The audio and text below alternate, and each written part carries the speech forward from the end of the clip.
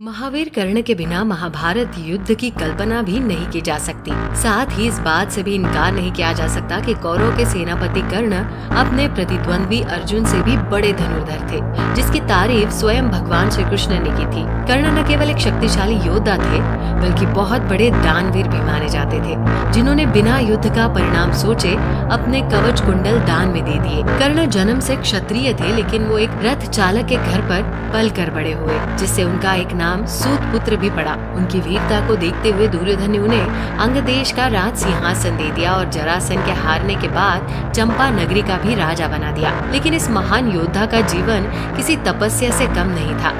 इन्हें कई ऐसे कर्मों का परिणाम भी भोगना पड़ा जिसमें इनकी कोई गलती ही नहीं थी। अनजाने में किए काम और दूसरों की भलाई के चक्कर में इन्हें 3 ऐसे शाप मिल गए जो इनके लिए प्राण घातक साबित हुए। इन्हीं 3 शापों की वजह से महाभारत के निर्णायक युद्ध में इन्हें अर्जुन के हाथों वीर गति प्राप्त हुई। आज हम उन शापों के बारे में बताएंगे, इसलिए वीडियो को अंत तक जरूर देखें। साथ ही यदि अभी तक आपने हमारे चैनल को सब्सक्राइब नहीं किया है तो जरूर करें और नीचे दिए गए बेल आइकन को दबाना न भूलें, ताकि हमारे नए अपडेट्स आपको मिलते रहे। कर्ण जब धनुर्विद्या सीखने के लिए गुरु द्रोणाचार्य के पास पहुँचे तो उन्होंने कर्ण के सूत पुत्र होने की वजह से शिक्षा देने से मना कर दिया। कर्ण इससे निराश होकर भगवान परशुराम के पास पहुँचे। परशुराम जी ने कर्ण की प्रतिभा को जानकर उन्हें अपना शिष्य बना लिया। एक दिन अभ्यास के समय जब परशुराम थक चुके थे तो उन्होंने कर्ण से कहा कि वे थोड़ा आराम करना चाहते हैं। तब तक कर्ण बैठ गए और उनकी जंघा पर सिर रखकर परशुराम आराम करने लगे। थोड़े समय बाद वहाँ एक बिच्छू आया जिसने कर्ण की जंघा को काट लिया। अब कर्ण ने सोचा कि अगर वो हिले और बिच्छू को हटाने की कोशिश की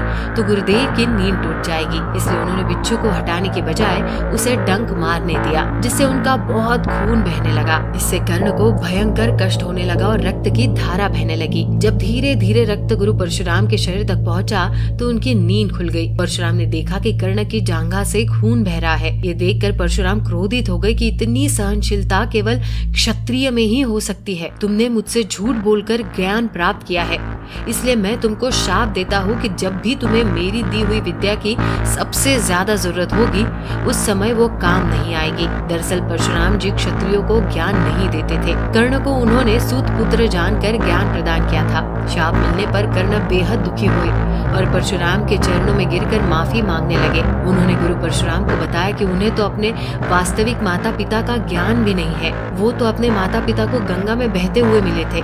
यहाँ मैं सीखने की मंशा से आया था। कोई भी मुझे सूत पुत्र होने के कारण ज्ञान प्रदान करने के लिए तैयार नहीं था। केवल आप ही ऐसे इंसान हैं जिनकी मुझ पर कृपा हुई है। कर्ण की बातों से परशुराम का क्रोध शांत हुआ और कहा कि शाप तो वापस नहीं आ सकता, लेकिन तुम जिस यश के लिए भाग रहे हो वो तुमको जरूर मिलेगा और तुम महानतम धनुर्धर बनोगे। इसके बाद भगवान परशुराम ने कर्ण को अपना विजय धनुष प्रदान किया। कर्ण को दूसरा शाप एक ब्राह्मण ने दिया था। एक दिन कर्ण शब्द भेदी बाण चलाने का अभ्यास कर रहे थे, तभी उनको झाड़ियों में से किसी जीव के चलने की आवाज आई तो उन्होंने समझा कि कोई हिंसक जीव हो सकता है जो यहाँ रहने वाले मनुष्यों के लिए खतरा बन सकता है। इसलिए उन्होंने बिना पड़ताल किए बाण चला दिया। बाण किसी हिंसक जीव को नहीं बल्कि एक बछड़े को लग गया, जिसकी उसी समय मृत्यु हो गई। उस बछड़े का मालिक एक ब्राह्मण था जो ये सब देखकर दुखी हो गया और क्रोध में आकर कर्ण को एक शाप दे दिया। ब्राह्मण ने कर्ण को शाप देते हुए कहा कि जिस तरह तुमने असहाय गाय के बछड़े को मारा है उसी तरह तुम्हारी भी असहाय स्थिति में मृत्यु होगी। मृत्यु के निर्णायक क्षण में तुम खुद को असहाय समझोगे। कर्ण ब्राह्मण से माफी मांगता है, लेकिन वो उसे माफ नहीं करता। ब्राह्मण कहता है कि अगर माफी चाहिए तो उसे सबसे पहले मेरी गाय के बछड़े को जीवित करना होगा, लेकिन ऐसा करना किसी के बस में नहीं। ब्राह्मण ने इसी संदर्भ में एक और शाप दिया था कि जिस तरह तुम रथ पर सवार होकर सर्वश्रेष्ठ बन जाते हो, दूसरों पर बिना गलती के या बिना किसी विचार के बाण चलाते हुए जब तुम जीवन का निर्णायक युद्ध लड़ रहे होगे उस समय तुम्हारे रथ का पहिया